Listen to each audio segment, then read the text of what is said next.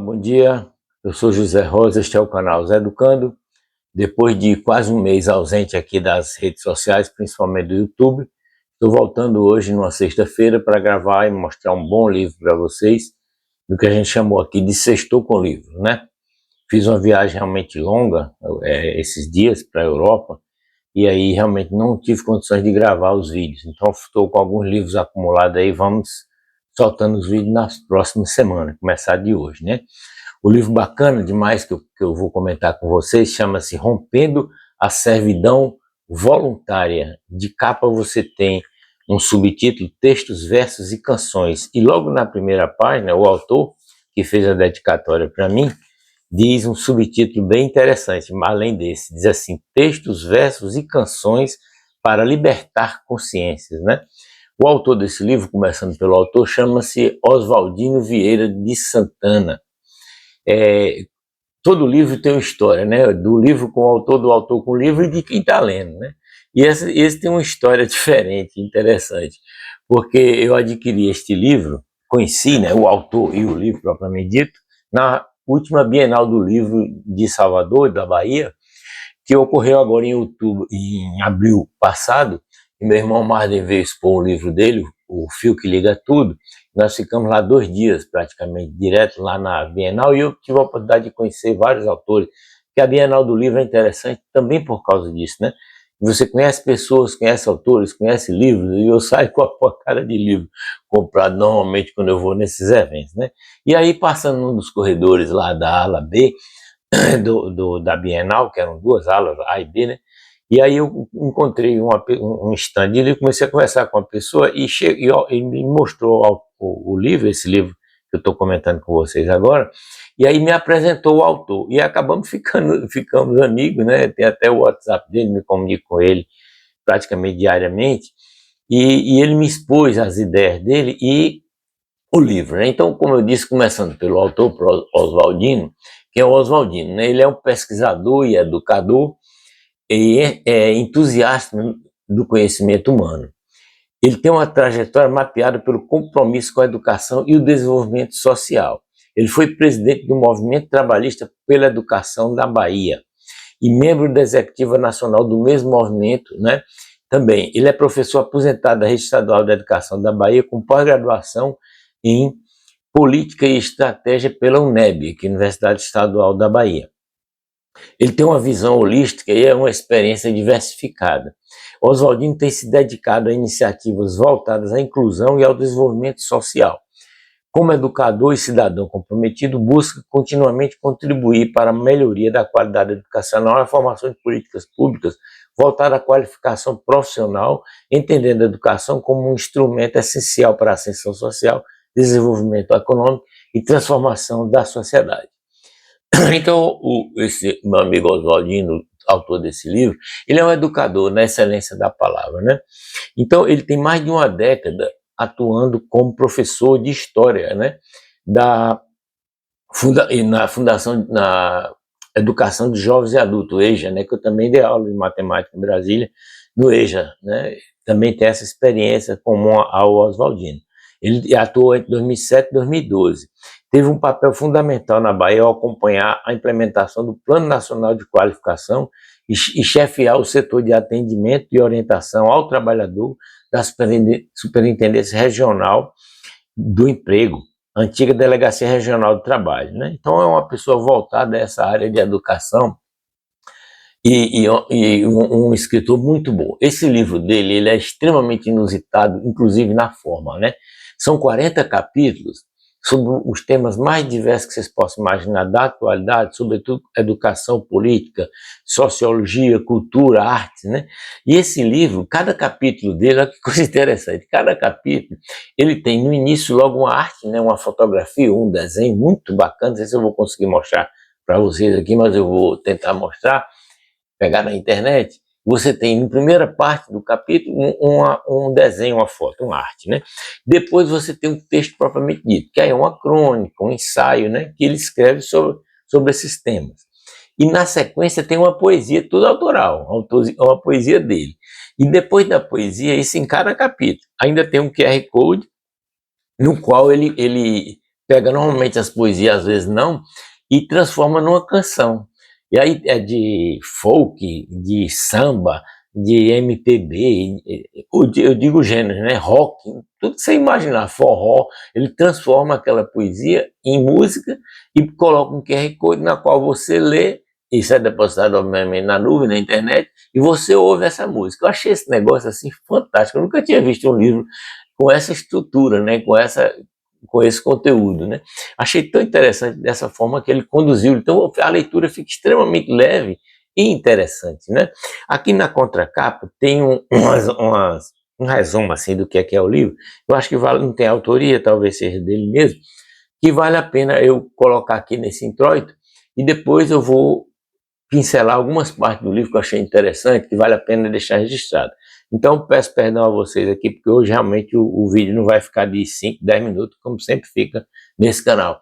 Eu acho que ele vai extrapolar isso, talvez uns 20, não sei quantos minutos. Mas vamos lá. O que é que diz aqui na contracapa do livro? Né? Diz assim, ó, o livro Rompendo com a Servidão Voluntária, esse que eu apresento agora, é um convite à reflexão crítica sobre as estruturas de dominação que atravessam a história da humanidade e se atualizam em nossos dias por meio de novas formas do poder político, econômico, cultural e religioso.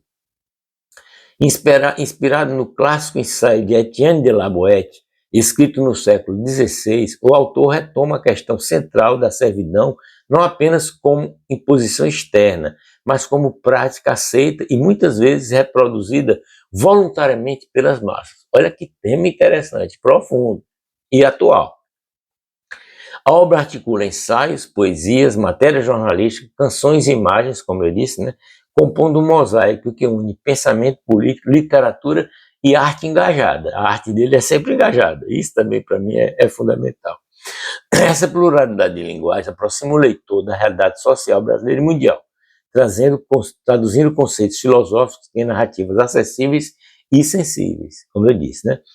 Temas como corrupção sistêmica, mercantilização da fé, exploração econômica, manipulação midiática, degradação ambiental e desigualdade social são abordados de forma contundente, porém com a abertura para a esperança e a emancipação humana. Ou seja, ao final de cada capítulo, na verdade, ele não fica só na denúncia, ele coloca soluções, ele coloca propostas. Isso também, para mim, é fundamental e muito interessante na escrita de Oswaldino. Cada capítulo é enriquecido, como eu disse, né, por QR codes que levam a versões musicais das poesias em gêneros variados, como lo-fi, samba, reggae, rap, criando uma experiência estética inovadora e interativa. Como eu disse para vocês, eu nunca tinha visto isso na minha vida. A obra, portanto, rompe as barreiras desse livro impresso, música e arte digital, entre livro impresso, música e arte digital, transformando a leitura em vivência cultural expandida. Exatamente, isso é a proposta do livro. Mais do que denunciar injustiças, rompendo com a servidão voluntária é um hino à liberdade e à consciência crítica. Ao entrelaçar memória, história, poesia e música, o autor constrói um caminho pedagógico e político para que cada leitor reconheça seu papel na luta por uma sociedade mais justa, social, solidária e igualitária. Assim, o livro não apenas analisa o mundo, mas convoca a ação transformadora, reafirmando a educação, a arte e a cultura como instrumentos de libertação. É esse um resumo do livro. Então, assim, nos primeiros capítulos, logo, aqui no capítulo 1, né, que diz justamente sobre a servidão voluntária, chama A Servidão Voluntária, um chamado à consciência e liberdade.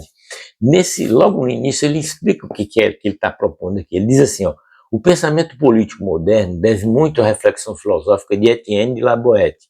A base desse livro é toda filosoficamente desse autor, que entre os 16 e 18 anos de idade escreveu o Discurso da Servidão Voluntária, um ensaio visionário sobre a relação entre opressores e oprimidos. Essa obra singular não apenas questiona o poder arbitrário dos tiranos, mas também denuncia o papel das massas na perpetuação da própria submissão. Interessante essa visão, é uma outra visão do que a gente vê aí abordado, né, sobre a atualidade. Muito bem. Lá na frente, eu pulei um bocado aqui, porque se eu for ler tudo que eu queria, ia ficar realmente 1 hora o vídeo. Mas passando para o capítulo 30, o capítulo 30 tem como título o seguinte, ó, Democracia em disputa, entre o esvaziamento partidário e as novas lutas populares freirianas. Então aqui ele resgata Paulo Freire, não podia ser, né? Se é educador e bom, não tem como não citar Paulo Freire, né? Aí o que é que ele coloca aqui, só rapidinho para vocês. Nesse novo capítulo da democracia brasileira, o pensamento de Paulo Freire emerge como uma bússola. Autor de Pedagogia do Oprimido, eu li este livro, muito bom. O educador pernambucano defendeu que a libertação dos povos não se dá apenas pela tomada das estruturas de poder formal, mas pela criação de novas formas de luta popular, fundadas na conscientização, na escuta coletiva e na ação transformadora. É Paulo Freire puro isso aqui. E ele faz uma citação dele, do Paulo Freire, diz assim, ó, a transformação revolucionária da realidade não se dá por decreto, mas por uma praxis onde reflexão e ação se unem à luta libertadora. Escreveu Paulinho, como eu chamo na intimidade, Paulo Freire. Mas na sequência, nesse mesmo capítulo, ele faz uma poesia, são muitas poesias aqui, gente, eu não vou falar todas, mas uma eu faço questão de colocar, que é a poesia desse capítulo, o final desse capítulo ele transformou em música. A poesia chama-se assim, ó, Sócrates, a Memória e a Máquina. Essa eu achei assim, muito interessante. Diz assim, ó, em breves palavras, né? São só 2 páginas. No berço da velha Atenas, um sábio a falar, temia que a escrita pudesse nos alienar. Se no papel repousar o saber, na mente o esquecimento irá florescer. Mais irônico é o destino, veja só a lição. Foi Platão, com sua pena, quem guardou sua razão. Assim como as epístolas cruzam o mar e o Cristo, em palavras, pôde se eternizar. A escrita ergueu pontes, guardou civilização. De papiros e livros fez-se a revolução. Guardou pensamentos, verdades e visões e fez dos homens mestres de suas próprias invenções. Mas cada nova lâmpada que acende a humanidade projeta no escuro também a maldade. Da energia que cura surgiu a destruição. Quando a bomba explodiu, feriu nossa condição. Agora é a inteligência artificial que vem nos visitar. Máquinas que pensam começam a falar. Aprendem, decidem, fazem previsão. Mas quem as programa?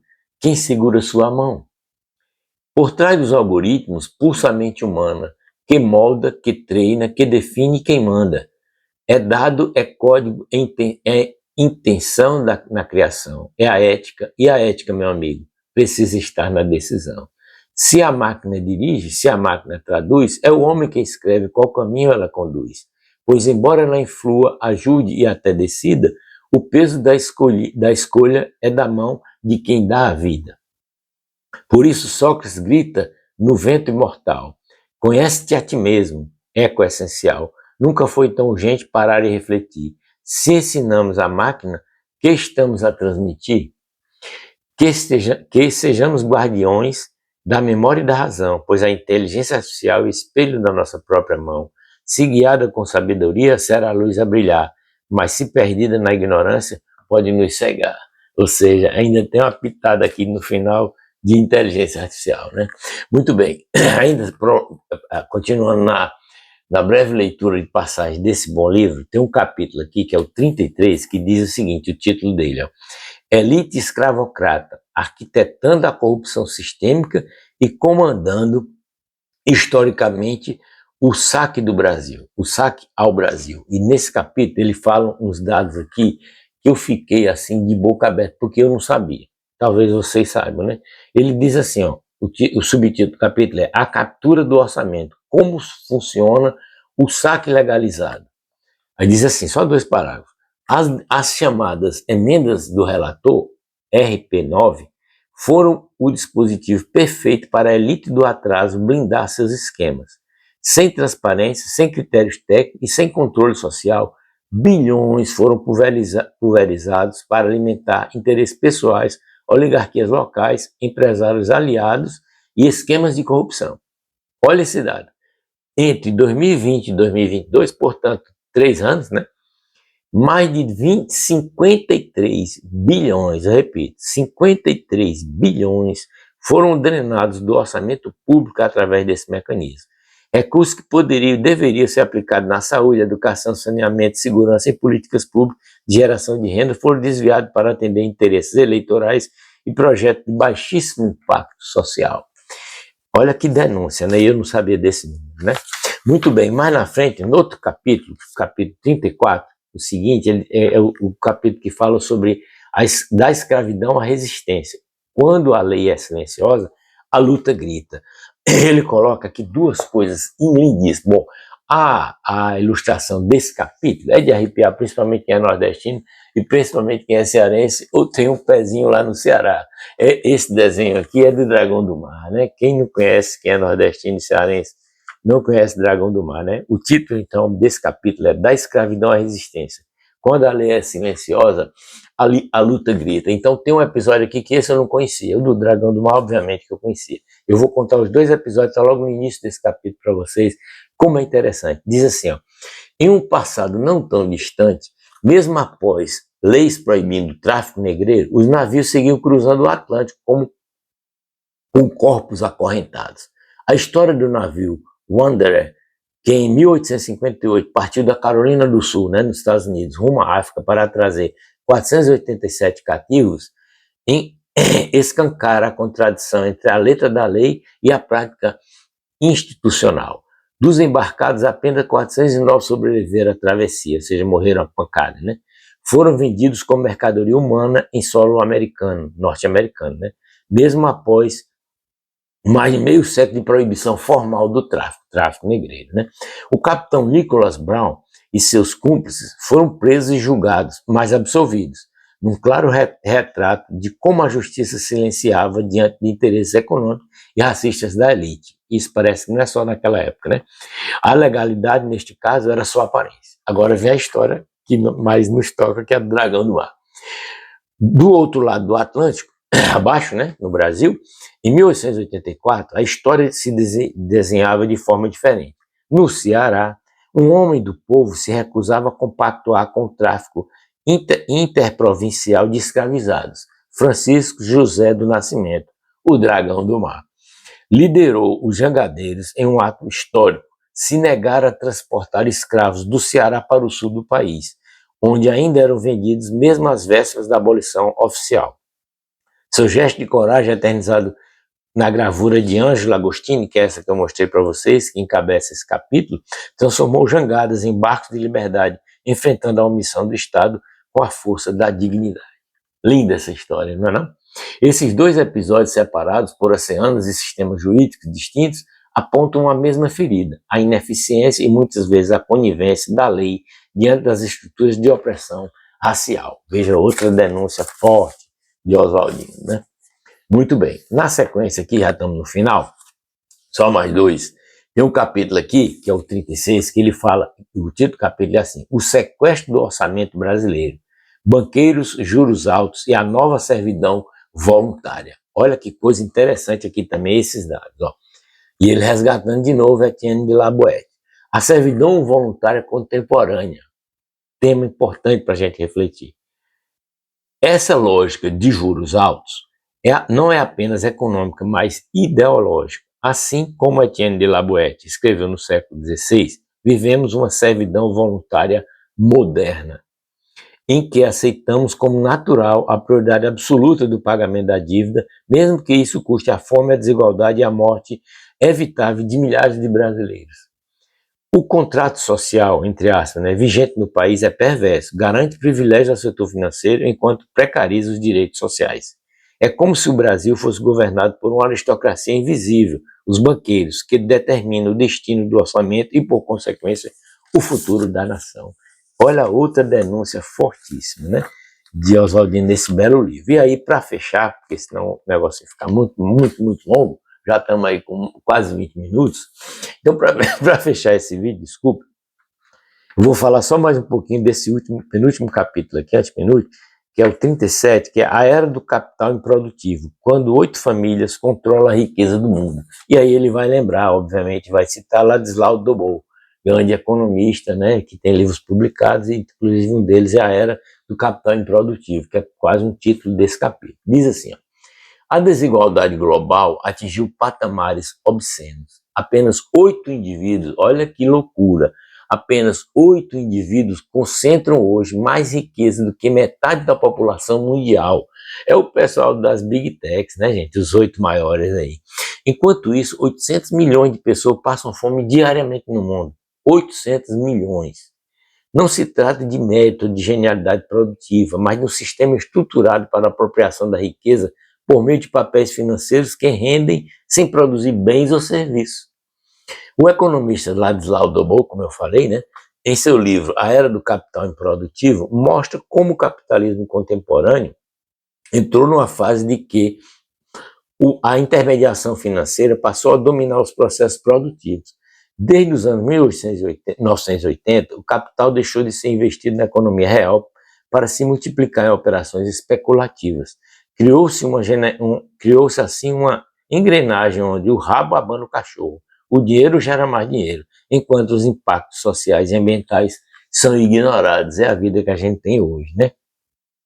E aí, para fechar mesmo, ele diz assim, ó, a crença de que esse sistema funciona, entre aspas, é prova da cegueira mental coletiva. Não falta recurso. O PIB global atual permitiria garantir condições dignas de todas as famílias. O que falta é governança justa e transparente, capaz de orientar os recursos em favor da vida e não da especulação. Enquanto não forem revertidas as dinâmicas do capital improdutivo, continuaremos a ver a corrosão da democracia, a devastação ambiental e o avanço de uma desigualdade que ameaça a própria estabilidade mundial. O desafio é inadiável: reorientar a economia para a justiça social e a sustentabilidade, antes que o futuro se torne privilégio de poucos. Ou seja, excelente este livro. Não, gente, fiz essas pitadas aqui, esse vídeo, peço perdão por ter ficado um pouco mais longo do que o normal, mas não podia deixar de ser nessa minha volta, né, aqui ao YouTube, né, ao canal, e a comentar esse excelente livro do amigo Oswaldino Vieira de Santana. Fiquem em paz, por favor, comentem o que desejarem, curtam o vídeo, se inscrevam no canal se não tiver inscrito e coloquem o sininho para receber as notificações.